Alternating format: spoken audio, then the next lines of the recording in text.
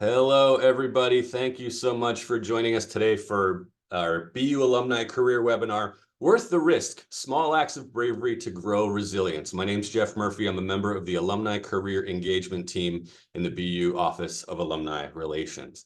Today's event is offered to our 385,000 alumni around the globe, and of course, all of our current students. We appreciate all of you for joining us, some of you who are tuning in from very far away from our Boston campuses. Throughout your career, BU is committed to helping you define and achieve your professional goals, and we aim to do this by providing everyone with access to a series of valuable programs, tools, and online communities. In addition to this webinar series, one of our most exciting resources is a free online community called BU Connects. If you haven't already signed up, I hope you'll take a couple minutes right after this presentation to log in and set up your profile at buconnects.com. We have over 28,000 BU alumni and students on BU Connects already. It's the very best place to build your professional network with other Terriers, join regional or special interest groups, become a mentor, find a mentor, or both. It's a really fantastic resource, and I hope you'll take a second to join. Before I introduce today's speaker, just a couple housekeeping notes from me. Today's presentation is being recorded and will soon be made available for on-demand viewing on the Alumni and Friends website, which you can find at bu.edu/alumni. Our speaker today is very eager to answer any and all of your questions. You're welcome to submit them throughout the presentation using the Q&A button on your Zoom toolbar. I'll also be keeping an eye out on the chat if it's easier to put questions into the chat. It's now my pleasure to introduce our speaker for the day, best-selling author and behavioral science teaching professor and School of Social Work alum, Dr. Kristen Lee. Also known as Dr. Chris, she is an internationally recognized award-winning behavioral science clinician, researcher, educator, speaker, and comedian. As behavioral science faculty at Northeastern University, Dr. Chris's research and teaching interests include individual and organizational well-being and resilience, particularly for marginalized and underserved populations. Dr. Chris works with organizations and leaders around the world on how to use the science of behavioral change and human potential to build healthy mental health cultures that help prevent burnout and promote organizational and human sustainability.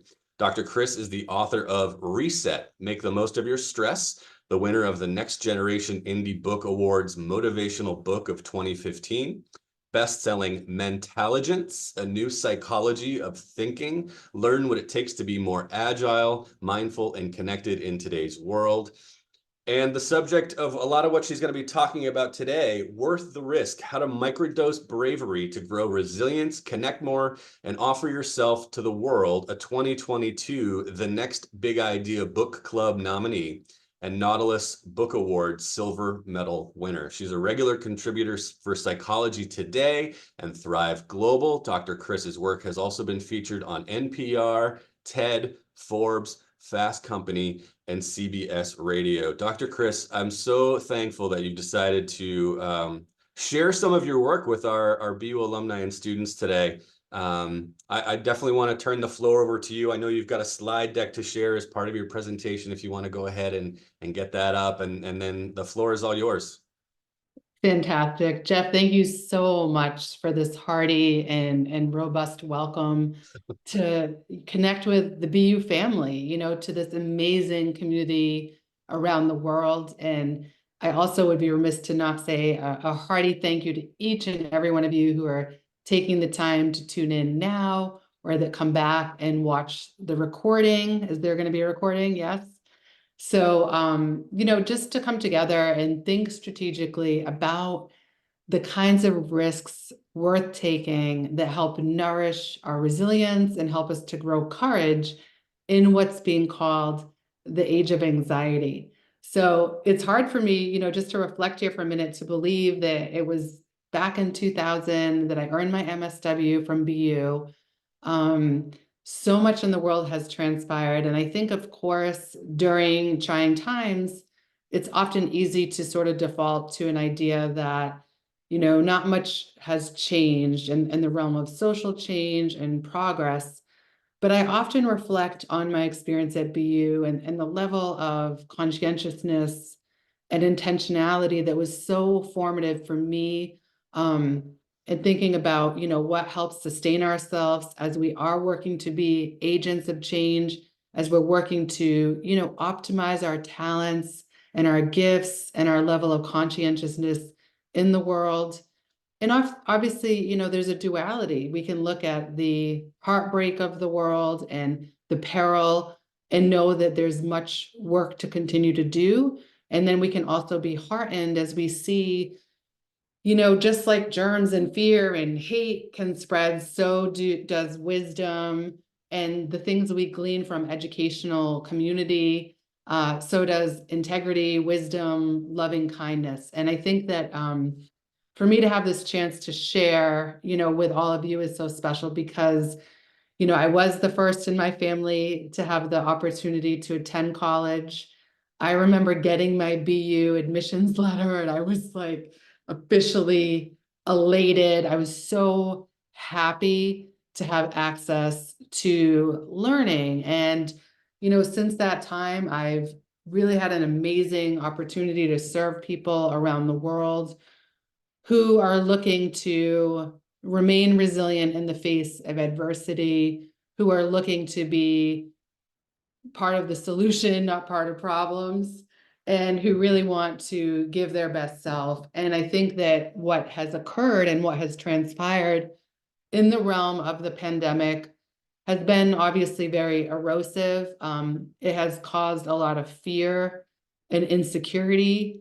Certainly when we're forced to quarantine, for example, it's hard then to kind of come back into life with fervor. And I think that that's what this is about, really looking strategically at what the science of behavior change can show us about building resilience, and then endeavoring it together in community, strategically, and in small steps. And so that's why I'm here today. And Jeff, you are such an amazing collaborator, you and your whole team. And we want you to stay extremely active on the chat. So hence we don't get a lot of Zoom fatigue. And for those of you signing in from around the world, you're also contending with interesting time zones. So we're very mindful of that. So with that, I want to share with you a quote that came to me while I was writing Worth the Risk. It was right in the throes of the early stages of the pandemic. And because I'm a voracious reader and I love to write, I get obsessed with people's stories. And I have always really liked the art of Georgia O'Keeffe. I've been to her museum in Santa Fe, New Mexico. It's just a beautiful, glorious place. Her art is really incredible. But I didn't know so much about her personal story and how much of a renegade she was and how much of a strategic risk taker she was. And I would add to that, she was a values-driven risk taker. And when I was kind of making a study of her and thinking about her life story, I was impressed by the risks she took in her life. She was open in her identities. She wasn't afraid to try new things, go new places, do new things with her art, which obviously made her stand out. And it was said about her that the risks she took in her life emboldened her art and vice versa. And that really inspired me because for me as a person, I've worked already for 30 years in both clinical and macro mental health.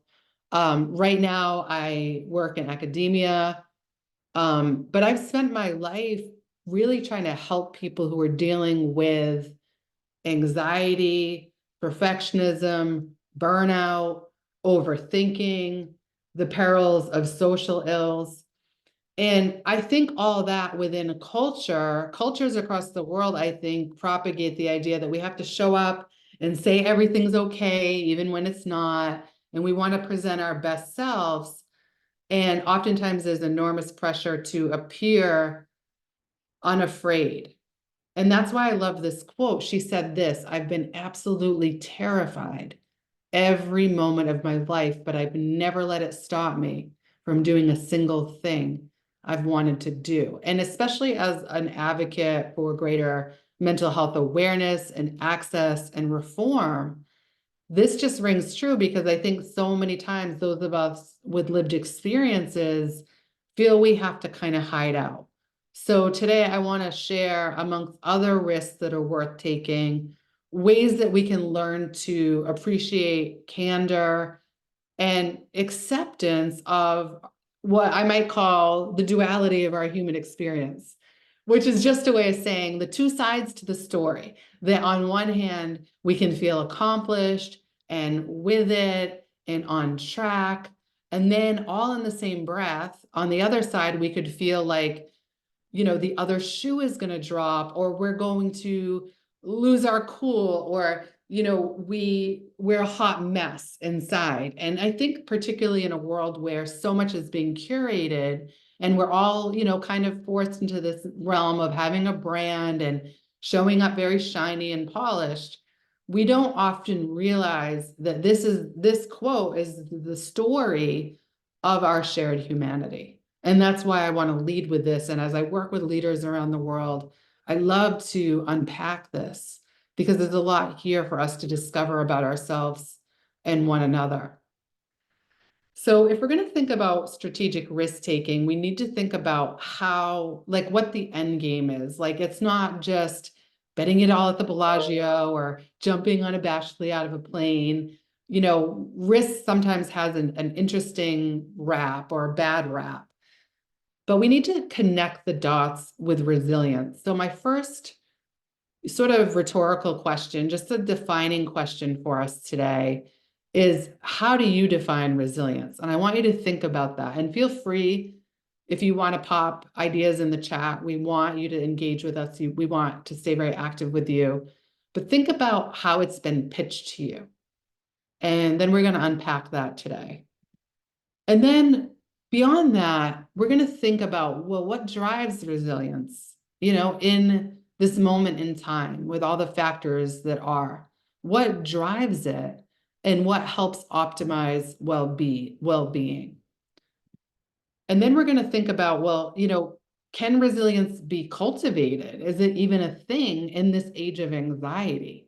And many of us are thinking a lot about the Great Resignation, quiet quitting, the aftermath of the pandemic, and all the implications of trying to reintegrate into, life, and then topple that with AI and the promise of that and the peril of it. And just, the fact that in a lot of ways we're being asked to operate as if we are robots or machines when we're not, and how that can create a lot of stress and uncertainty and fear, which then can make us risk averse. We might be afraid to take chances, like saying what's on our mind or advocating for what we need or telling the truths of our dual experiences, opening ourselves up, trying new things, and all those things we know are important to our vitality. So we're also going to cover what risks are worth taking, because again, I think the connotation of risk can be quite loaded. So here's the thing, all these questions, I always say to my students, the best kind of discussion is one that leaves us with more questions than answers.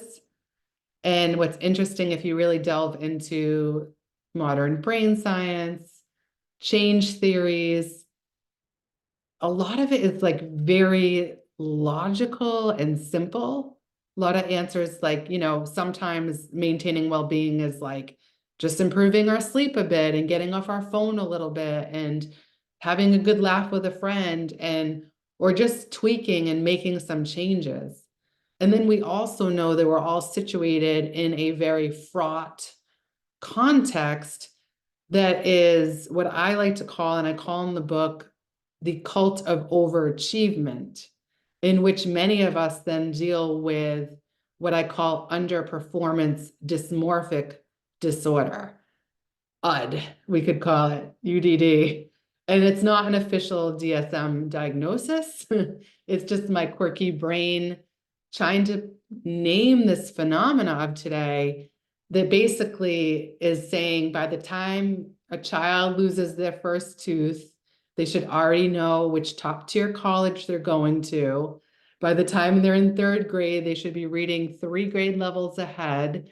And by high school, they need 17 co-curriculars. If you're from around the world, like in the US, we don't have cram schools. I was actually in Sri Lanka over the winter holiday and got to get a deeper perspective of what that's like. And so it's a very familiar thing across the globe when we're seeking advancement and upward mobility and trying to be viable in a hyper-competitive market. There's a lot of pressure on us. Now, where I teach in Boston, and I teach international students from around the world. And I've done a lot of research on, kind of this whole notion of like, well, what helps us stay okay-ish in all of this and not subscribe to the ideas that we're human doings, not human beings, that our everything in our identity is wrapped up in what we do. And that's where the complexity comes in, because we have to be critical thinkers in the sense of unhooking and unlearning some of these, notions or ideals of so-called success that end up oftentimes call us to climb up the ladder and then take a hard fall off of it. And since the time in which I was trained at BU, I've spent so much time really, helping try to prevent that and help raise attention around what really helps people do well isn't always tied to, letters after our name or likes on our feed or money in the bank or red bottom shoes or Teslas. Metrics of success are being able to embrace our duality and find deep community, safety and community. And so taking strategic risks can actually help us find that. So I just want to share a couple pieces that I think are essential to this conversation. One being something that the World Health Organization declared. They have basically called the global mental health crisis a failure of humanity. So for any of you out there that are really hard on yourselves and you feel bad when you think you're not coping well and you're not dealing well with life stressors, remember that this is not just a you issue. This is, it's not a me issue, it's a we issue. And I think this is a beautiful call to action. There's no health without mental health. I would also footnote that and say there's no success without mental health, and that nothing is worth compromising our well-being for. Think about the irony of working so hard, so relentlessly to pursue our dreams and goals, and then not even be able to experience and enjoy the fruit of those labors. And so many companies and institutions I work with and people I've worked with, I think deal and grapple with this very thing, that they've had to feel like I'm either going to be successful or be healthy. And I think what we know now is there's a lot more, there's a much more expansive way we can look at that, and that we must look at that. So we also know from the World Health Organization that in 2019, even before the pandemic, they recategorized burnout. So previously it had been seen as a health categorization, and then they reformulated it, they changed it to be a condition of modern life and of the modern workforce. And I don't know about you, but if you work or you have worked, or people who've worked in big scale institutions, there can be red tape, there can be bureaucracy, and there's a lot of committee meetings when anything big has to change, and it takes time. So can you imagine, can you fathom that the World Health Organization got together and they had all these committee meetings and they came out with this? I mean, that's a big deal to actually get something recoded. And I say that because I think it's a very stunning call to action. It's a very jarring reality that it was reclassified even before the pandemic. So we could think of it as a modern risk of today, and some are even calling it inevitable. And I really want to wholeheartedly ask everyone, with whatever you're dealing with, to really work to wholeheartedly push back against that, to resist the idea that you as a human being, facing this risk, have to just succumb to it. And again, I really want to highlight the intensities of today so that we all become a little more aware and less apt to beat ourselves up. Instead, we can contextualize ourselves within this very challenging and fraught landscape, but also make deliberate choices, really, take agency with habits, mindsets, and behaviors that are known to protect our well-being. I think a lot of people live in this space of like, well, once I get this accomplished, then I'll rest. Or once I get through this phase, then I'll take a vacation. And or once I get to retirement, then I'll travel. And life is fragile and precious. We've learned this in so many ways, and we know this. And yet we make these false promises to ourselves. And then, of course, like, we go on vacation and someone breaks an ankle, or someone throws up on us on the plane, or it's never as glamorous as we think. And I do see a lot of people struggle to let go, give themselves permission to have some fun, some leisure, some downtime, some me time. It's very hard to extricate ourselves from our landscape, but we know it's extremely important. We also know that all of us are grappling with change, and we're taking it on in a lot of ways, but I think primarily we take it on that change is happening to us constantly. And, they always say, well, be agile, like as if we're professional athletes, or, stretch yourself, or, it's like we're already being stretched like, Gumby or like Inspector Gadget, if you know those characters. And, just like think of an elastic, even, we're being stretched so far and so thin with a candle burning at both ends. Sorry for the mixed metaphors. But we know that a lot of change happens to us. And then secondly, we try to make change happen. We want, of course, social change to happen. We, of course, want to change our own habits that we know aren't really adding up to help our mental health. Maybe we have a lot of time on the screen, and maybe we're isolating, or, whatever it might be. And so we're always trying to deal with change. So I want to ask all of you, I've shared a lot of information so far. We're almost to the halfway point.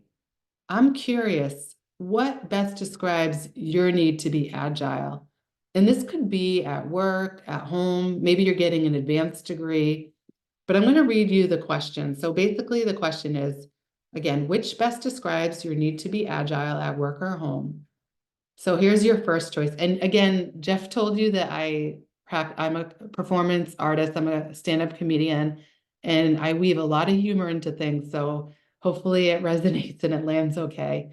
Because I like to just, use dramatic examples and have some fun. So are you the person, number one, I need to be flexible like Gumby or Inspector Gadget? So you have a high level of change to manage. Number two, are you kind of in that middle sphere? Every so often I have to shift gears, but it's not a constant circus. So that would be a moderate level of change to manage.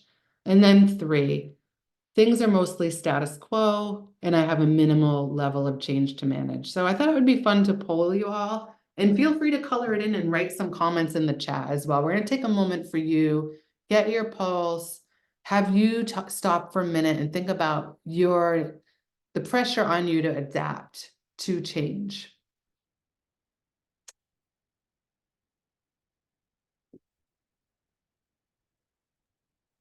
Dr. Chris, while we're waiting for we've got about 60% of folks have weighed in. Would you make any predictions as to how these answers are going to come out before I share them with you? I can see them coming in real time, but you can't, I don't I think. mean, don't call me Nostradamus, but my prediction would be that very few people would relate to the third piece. That would be my official prediction. Well, you nailed that one. We don't have a single person who related to the status quo.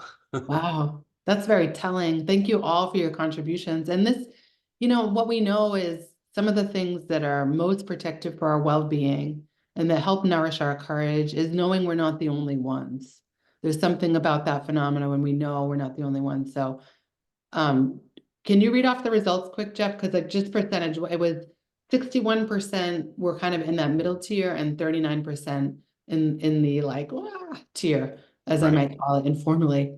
So thank you for that. Thank you very much. So And again, just anything coming in the chat and that anyone wanted to add in to sort of like illustrate what they're grappling with. Uni mentioned, high need to adapt. Things are changing constantly, both at home and at work. And then we've got a bunch of folks that have shared their own definition of resilience, some really interesting things. I liked, appreciated Liz's definition that for her, resilience is defined by the outcome of having enough good energy to help others. I thought that was Oh, I really love that. interesting. That is stellar wisdom. Thank you for that. Well, and I think resilience, I feel like we need to adopt that widely because so many times resilience is pitched as being like, the one that's bossing up continually and stoic and like the superhero persona. So I really like the connection around how then that allows us to be of service to one another. Fantastic. So with that, I also this metaphor, you can tell I'm very enthralled with metaphors. But this one came out of someone at Harvard who said, when we're dealing with the leadership issues of our times, the issues in education and across corporations, it's like we're being asked to fix the plane while it's in flight. And I love that metaphor. And I know that it resonates with so many of us who are like, never mind, do we have to fix the plane while it's in flight? But we've been on that plane for 30 hours, with a pilot who's been on that shift, no relief. And then everyone's saying, put your mask on first. And yet the mask, there's not enough masks to go around. There's not enough snacks to go around on the plane. And, maybe like one Nature Valley granola bar that you bite into and the whole thing crumbles. So the plane ride of today is very turbulent. It's very, very tumultuous. And we're trying to, fly through the air with the greatest of ease and try to fix everything and do everything. And it's so much pressure. It's excruciating pressure in and outside of work, like what was mentioned. It's like, parents today spend more time with their kids than any generation past, but feel the most guilt. It's like put sunscreen on them, but not the wrong kind that's going to cause cancer. And, don't be a helicopter, but don't be a free range. And, and then in work, it's like, it's just everything is so amplified and escalated around what we're supposed to know and who we're supposed to be and how we're supposed to do it. And it's just a lot. So consider yourself on this plane ride. Like, what do you do? What do you do to sometimes get off that plane? Or how do you find your people on that plane? Or, what is it that you can do, to make it work? So the other peril that affects all of us is what I call TikTokification. And this is, I think, really eroding a lot of the fabric of our world and not just TikTok itself, but we know sloppy thinking is a public health issue. At least I've declared it as such. So we can check with our colleagues at the School of Public Health and see if they would concur with that. But, I use dramatic terms, but I mean what I say is that the lack of critical thinking, thoughtful dialogue, is really concerning. It's gone missing in action. And it's not just like, the lowbrow, canceling and like trolling on social media. We've unfortunately had a lot of misinformation come through, even from so-called credible sources. There was actually a news story this week about someone from an Ivy who was called into question for exaggerating a lot of scientific claims, for example. We also, when we look at psychology literature carefully, um, one of the criticisms that I've written about is that it's weird, and that stands for Western, educated, industrialized, rich, democratic nation perspective. So, in other words, a lot of it is white dominant. It's like oftentimes on young people, affluent in college, and it's not really a slice of humanity. And we can see all the problems with that, because then what happens is many times things are overgeneralized. So then you read an article or a blog or you listen to a podcast and, they like will say, well, people do this, do better when they do this, or it's kind of like a pop psychology feel good thing, or it can even sound somewhat reliable. But when you really look at it, it's not the end all be all. And we need to maintain a healthy level of skepticism we need to be careful about the information we take in, because that can obviously rent a lot of space in our heads. It can kind of take away from us knowing the things that do help people change and flourish within complexity. The other thing we see happening writ large is that tendencies towards perfectionism can intensify. So one study, for example, showed that perfectionism has escalated by 33% in the last decade, with social comparison being the #1 driving force, and social anxiety disorder being the fastest anxiety spectrum disorder. We're seeing again this perfectionism, this overthinking, this overzealousness, this underperformance dysmorphic disorder take hold. And what we can see is that actually increases the risk for risk aversion. So kind of going back to like, well, what are the things we can do? We need to first know and notice any of these tendencies that we may have, because that can escalate our risk for so-called playing it safe and kind of hunkering down and hiding out. And that can actually prevent us from getting to the things like getting in the mix and being around community who's also willing to embrace their messiness and duality. Those are the things that can help us, not hiding out and trying to mask or pretend we're fine and really polishing ourselves. So with that, I already asked this question before, and I'm glad you guys chimed in. Your resilience keywords. So is there anyone else that wants to pop a couple? Like when you hear resilience, what do you think of? What are the keywords? What have you been taught about it? What comes to mind when you first heard that? So just in case anyone wants to add anything else besides what's already been added, please do. We do have a couple other definitions familiar that I think fit here. Nan had written in that resilience is falling down and getting up over and over and over again. Albrecht had said resilience means take it on the chin and roll with life instead of stopping and questioning the absurdity of UD, the underperformance dysmorphia disorder. Uh-huh. Those are phenomenal, phenomenal insights. Thank you both so much. And I ask everyone, just keep thinking like, what have I learned about this? And how again does that serve me well in this realm of building courage? So what we know from the literature is that resilience is seen as a buffering process of positive adaptation while and after enduring adversity. So to the point that was raised, it's kind of that getting up and getting up and getting up kind of thing. But we know resilience gives us that impetus and that buffer that we need. We also know, and this is really critical, that resilience relies on leveraging protective factors. Protective factors are the presence of people, activities, and resources in our lives that help us to stay and do well. So, for example, external resources, protective factors could be things like access to green space and time in nature. It could be living near a park. It could be living near a library where you go get really good information. It could be a friend who makes you belly laugh.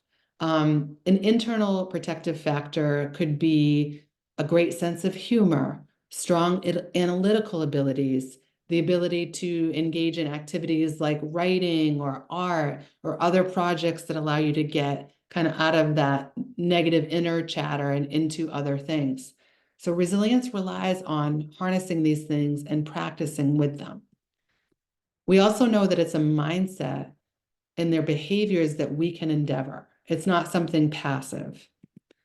And we also know that resilience is nourished through strategic values aligned risks. So when we really think about our lifeblood, who we are, our identities, what we care about, how we want to show up in the world, research overwhelmingly shows that when we focus less on performance and public perception, and we focus more on impact and being part of community, that allows us to be less risk averse and more willing to get messy and to share more readily and be more vulnerable, but also feel more connected. So I also want to share another quote that I'm obsessed with, and it's by Alvin Toffler, who said that the literate of the 21st century will not be those who cannot read and write, but those who cannot learn, unlearn, and relearn. I love this quote because I think when it comes to risk, resilience, mental health, success. We must be able to unlearn what we've been taught, because as we've discussed already, it can really disrupt the quality of our lives ultimately. So I want to share a few of the myths that we can bust together as a community through BU Connects.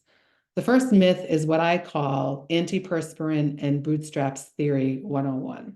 And this is just my weird, quirky brain saying that we have to resist messages like, oh, don't let anyone see you sweat unless it's to show off your hot yoga class. Or, oh, come on, suck it up. Don't be such a baby. Don't cry about it. What are you whining for? Pull yourself up by your bootstraps, right? And do you know that a clever Gen Zer figured out that you cannot actually physically pull yourself up by your bootstraps? It's not a thing.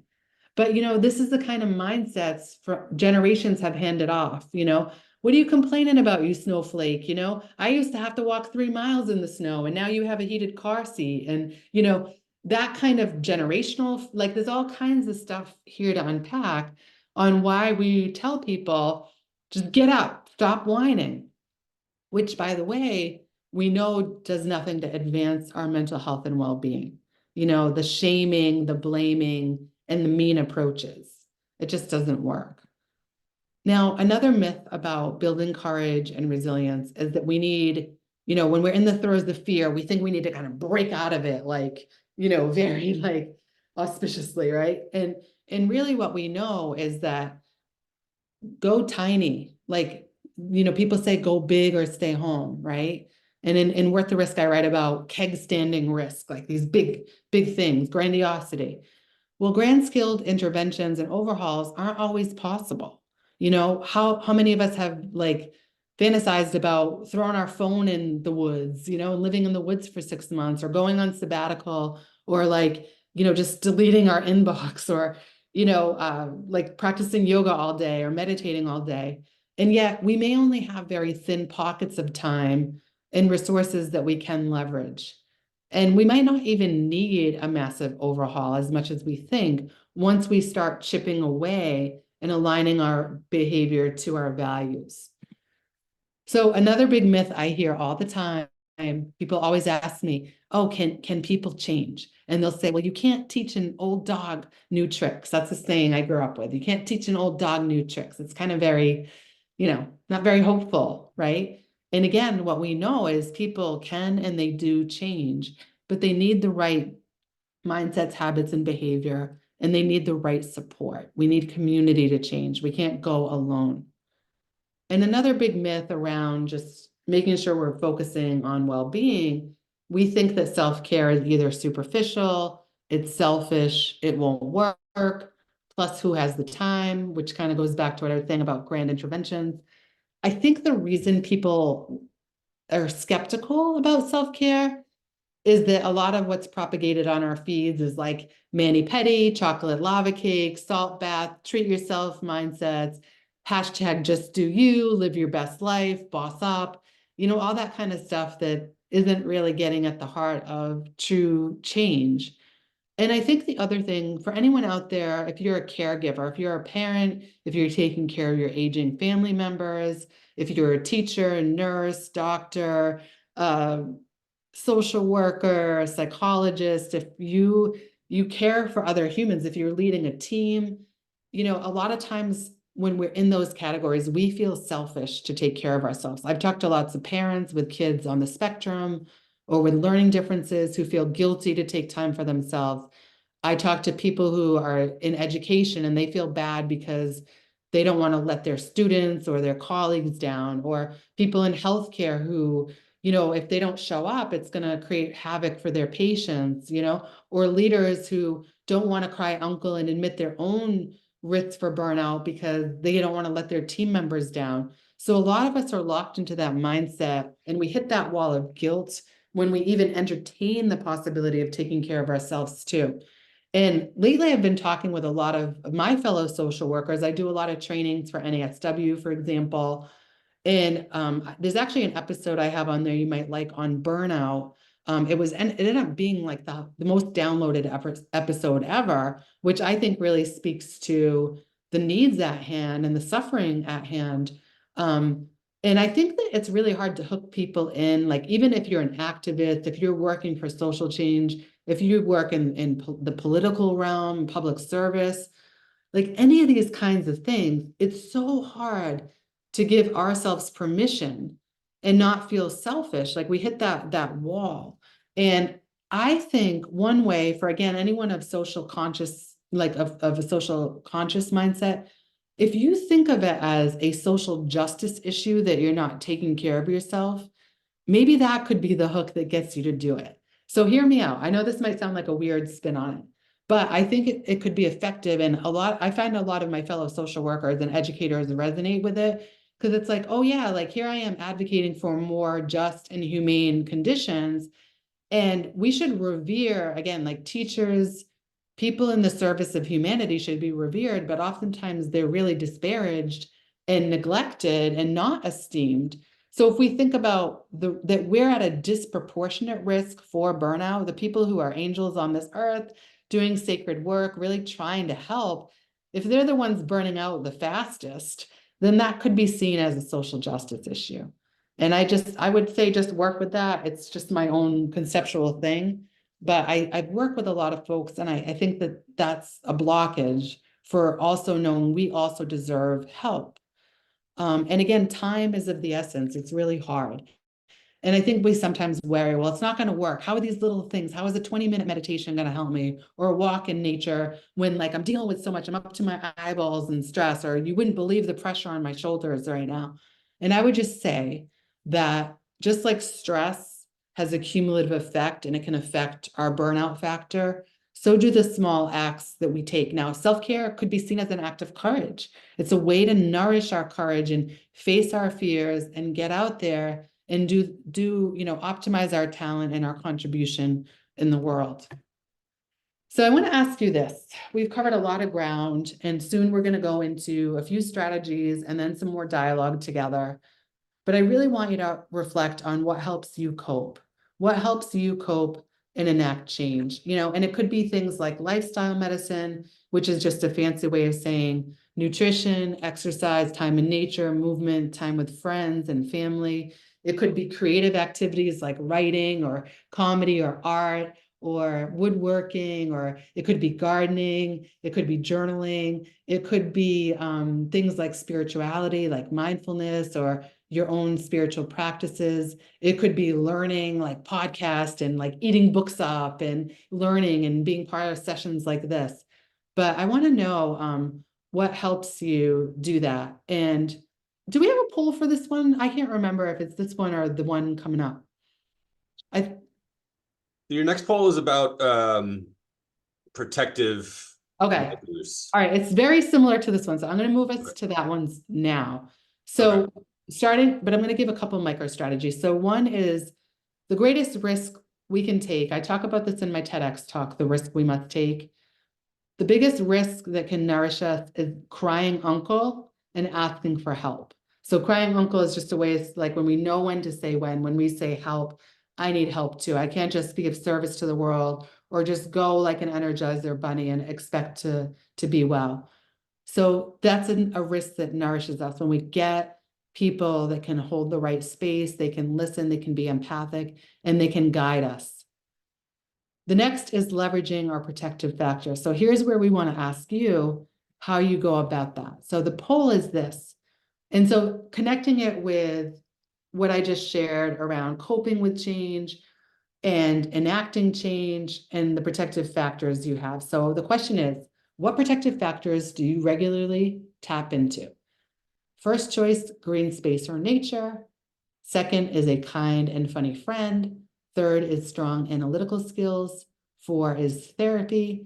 5 is lifestyle medicine. I should have put in all of the above for me because I don't know about you, Jeff, but I need all of these all the time. So please. I set the poll up so that people can pick more than one. Oh, yay. Okay, awesome. All right. So please weigh in, everyone, here on the poll. Feel free after in the chat to expand on your answers. We're very interested in what you have to say. Dr. Chris, do you find that people sometimes have a tough, let me say it another way. I'm having a tough time figuring out what I do. Uh-huh. what really works for me. I mean, you asked that question earlier. What is it that works for you in managing some of this stuff? I don't really know. Am I a space alien, or is that something that you hear from folks a lot? I mean, if you're a space alien, I think we all are. And, it's Yeah. kind of asking for a friend. Oh, wait, no, we all do this. This is our shared humanity. Um, I would say this, Jeff. I would say there's no one size fits all formula. We all have a lot of protective factors to tap and to leverage. And I think different things work at different moments in time based on the variables that we're up against. Now, to just color that in and to keep it real, as we like to say, during the pandemic, a lot of the things that I had typically done to tap into protective factors or practice self-care weren't enough. That's why I started my comedy mental health show. I needed more levity. I needed more joy. I needed like an outlet, a place, and a creative space. And sometimes too, things we've historically done, we might not have the same access. Like, I'm a runner, but if my plantar fasciitis flares up, I have to find other things. Like I do yoga instead, right? So I think we have to be willing to try different things. Now, the other quick, I would be remiss to not say that sometimes too, we have to realize when something is like regular everyday burnout or if it's something more clinically significant. And that's why I'm such a proponent of therapy, because that's how we can get the best understanding of what our needs are. So check this out. This is awesome. Don't you love to see what everyone's leveraging? We get a lot of outdoors people here in the BU community, 79% for green space, and then lifestyle medicine, which is like all those things and more, right? And just real strong attention to our mind and body, and our spirit, of course. And I like that you guys have funny friends. What do they do to make you laugh? Tell us in the chat. What is your friend like? We all have that friend that we just, oh, they just give us so much laughter therapy. Better than a good Xanax, right? We definitely need those friends, and friends that get us, that we can let our hair down with, and be all the sides of ourselves with. Any comments in the chat about your funny friends? Jamie's mentioning that they have a friend who shares funny gifs and SNL Saturday Night Live skits. Hi Nothing there, like a good everybody. meme, right, Jamie? I agree. We need a good meme. Yes. And that, by the way, too, as another footnote for why I take humor seriously is that people like Taylor Tomlinson, Maria Bamford, Gary Gulman, Miss Pat, they all share really poignant aspects of their own mental health experiences and recovery, and they use humor to, I think, tell the story, and it's so beautiful. And in fact, in the beginning chapter of Worth the Risk, Jeff, you know this, I talk about Miss Pat because I had gone to see her in Boston at Laugh Boston with my friend who's also a comedian, and I didn't know anything about her. And then she takes the stage and she's just telling her life. It's like she's very funny and very talented as a performer, but it's like all the truth bombs. It's like all this trauma she's gone through. And then apparently what happened is a social worker had said, hey, you're really funny. Have you ever thought of doing stand-up? And speaking of courage and microdosing, courage, microdosing risk, which is just a way of saying you start really small, you get comfortable with the uncomfortable, you take on a little bit, integrate and go on, which is just my weird metaphor. It's not about psilocybin. But microdosing risk is about like a little bit at a time until we get comfortable. And that's really a very protective factor. So her story really enthralled me. And she tells all these like jokes, and then she stops and gets real serious. And she says, we all have a story and we have to find the courage to tell it. And that was kind of the beginning of my book. And, in the book, I give a lot of disclosures. Here I am, an expert in mental health, but I'm also, have a very hard lived experience with it. And I've gone through a lot of peril, and a lot of challenges myself. So with that, I want to give another micro strategy that I talk about in Worth the Risk, which is focusing on our locus of control. So this is kind of like the serenity prayer, but in psychology, we call it locus of control. So it just means that people who know what they can and cannot control tend to set realistic goals and achieve them. And another way I could put this is the counterfactual or the other side is don't what if yourself. Well, what if the pandemic hadn't happened? Or what if I hadn't had to take that medical leave out of school or work? Or what if my kid hadn't fallen sick? Or what if I had a different sibling? Or what if this person gets elected next? Or what if this, so it's stewing in that constant place of ruminating over the past or living in anticipatory anxiety for what's to come, rather than being in the moment and focusing on what is right now, what is true, what is good, what is possible, what we can control. Research really shows when we do that, it can turn out, to be a much better space to live in. And, I've mentioned this already, but moving from me to we, focusing on not just like hiding out and feeling like we're the only ones. Loneliness is an epidemic right now. It's being called the new smoking as a health risk.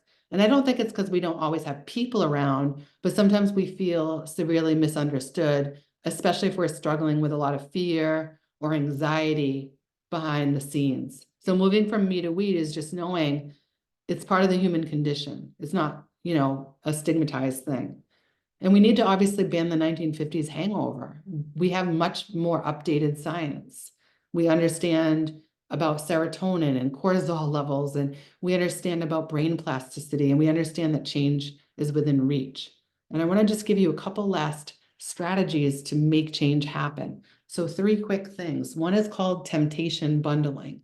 So that means if we're trying to make a change, let's say we're trying to get to the gym, the most famous example is we'll bring a book you love to read while you work out to make it more appealing to follow through. A commitment device is a declaration or sort of like a consequence. So let's say I want to eat better. Well, every time I have a cookie, then I'm going to charge myself $1 and then maybe give that money to a nonprofit that I like or donate it to BU. um, so, and then the last one, or it could be like on my Facebook going on and saying, I'm not going to swear anymore. I'm not going to like stay up half the night doom scrolling. So when we make a public declaration, that's another commitment device because we're getting accountability for those things. And then Dr. finally, Chris, I'm sorry to interrupt, but I'm seeing we're still on your poll slide. So if you've been moving them along, I'm not sure that we're all oh, following along with you. okay. So you know what I'll do? I'll just stop sharing and then I'll just do it again. Okay. Sorry to interrupt you, but I wanted to make sure No, no, no, having that's seen your easy to slides, I do. wanted It'll to make sure be people so could see awkward. them going along. There you go. Okay, so I'll just go back. So you were on the poll, and then I went to what is Yep. to me to we, banning the 1950s hangover, and then using temptation bundling, commitment devices, and then the final one is temporal landmarks. So that's a fancy way of saying create a fresh start or create a clean slate. So the most famous example could be New Year's when people set resolutions, but it could be the first day of the week, first day of the month. It could be a Friday. It could be an afternoon after a rough morning in which we declare a new resolve to focus on the things we care about and align our values to behavior. And then finally, I would be remiss to not say this last one and to not share this last one, which is to practice human reverence, to really honor each other's stories, identities, experiences, and to look at each other with awe and not with judgment. If we look at ourselves and each other with judgment, it really impedes our ability to make progress. So again, our takeaways for today are that micro strategies add up. We don't need a grand sweeping intervention in order to make progress. And we can leverage modern brain science to reimagine risk and get more comfortable with the uncomfortable and to generate resilience for ourselves and those we serve, those we love, those we circle with. We can really be influencers in the world and not just like the way we've come to understand influencers now, but we can do it in a much deeper way than sometimes is glorified. We all need to account for contextual risks that make us want to kind of hide out and make us risk averse, that make us, afraid or filled with anxiety and trepidation instead of beating ourselves up and feeling embarrassed or ashamed. We can all prioritize our mental health by ritualizing substantive self-care on the daily, using these levers of brain science and really working to also co-create psychological safety, create spaces where we can trust one another, that we can hold our stories with a lot of care and empathy. And then with mental health, we have to use the universal precautions. Don't assume just by what you see that we're not all suffering in some way. and we can practice collective efficacy and human reverence to get to a better place together. And then finally, please don't go alone. Just getting together like this today is so refreshing. We all have a shared ethos as part of the BU community, and we can come together and think and learn and unlearn and relearn and, be honest about our experiences. Wherever you're situated across the world, there's a lot to contend with, but there's also really an amazing opportunity to share this kind of knowledge, to share this kind of perspective with everyone around us. So in that, I ask you to stay connected. Please share my information with anyone that you think would benefit from learning more about how to take strategic risks to grow their courage. Maybe you're like me and you're worried about people in your life that, deal with lived experiences of anxiety, or just, really like kind of held hostage by fear. Maybe someone in a workspace, or, just someone that's wrestling with these themes that I've shared today, and you want to give them some levity and give them some light today. So please make sure you connect with me at Dr. Chris Lee. You can connect on LinkedIn. I do a lot of videos on all the platforms. And please, if you feel inclined to support, have a look at my writing and share it. Really just like, again, fear and germs and hate can spread. So do wisdom and rethinking and loving kindness. And I hope you felt that today as you took part in this. So having said all that, Jeff, what other burning questions are there in the chat, or what other contributions or ideas does everyone want to share as we close off for today? Yeah, lots of great suggestions in the chat, and some one that I hope is intended to be a joke from Albrecht about Xanax. But Paola mentions that the arts nourish her soul, and that from participating in community theater. So again, folks, we've got just a couple minutes left here. If you want to either use the chat or the Q&A to ask Dr. Chris your questions while we have her here, and to break the ice, I'll offer one. I love this idea that I think you said you coined it, this idea of underperformance dysmorphia disorder. And as you were describing it, I was thinking to myself, oh, is that like a distant cousin from one of the things we talk about a lot on our on this webinar series is imposter syndrome.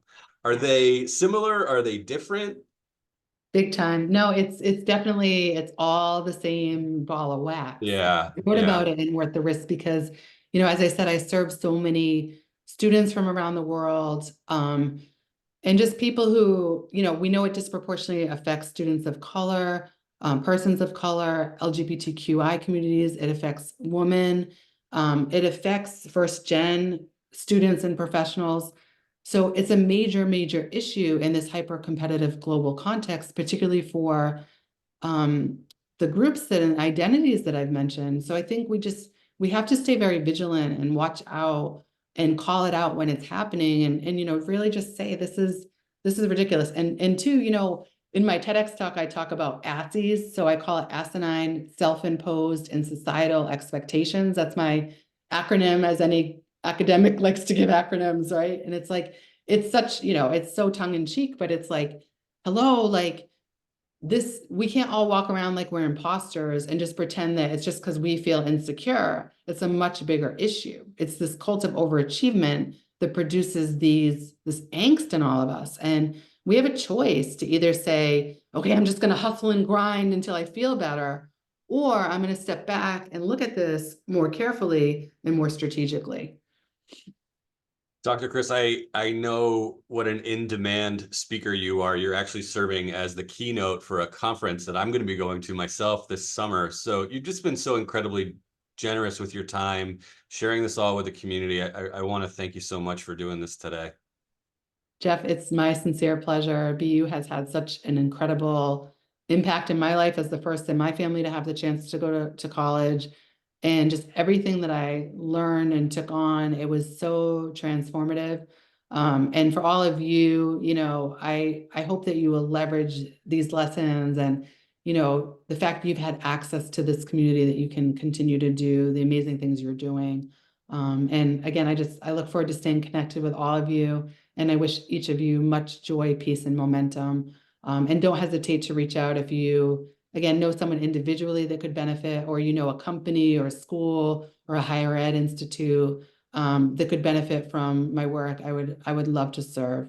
So thanks, Jeff. You're a delightful moderator. I'm going to take you with me. I'm going to kidnap you. I If be Jeff my goes honor. missing, Be you my can honor, believe me. point the authorities to this webinar recording. Well, thanks again, Dr. Kristen. Thank you all for tuning in today, especially those of you in some different time zones. And I also want to say a special thank you to anybody who might have donated to BU yesterday in our annual giving day. We raised $3.9 million in one day, all thanks to folks like you who chipped in. So but before we leave, I just want to say, always make sure you keep an eye on our alumni events calendar to find out about our upcoming webinars and in-person events at bu.edu/alumni.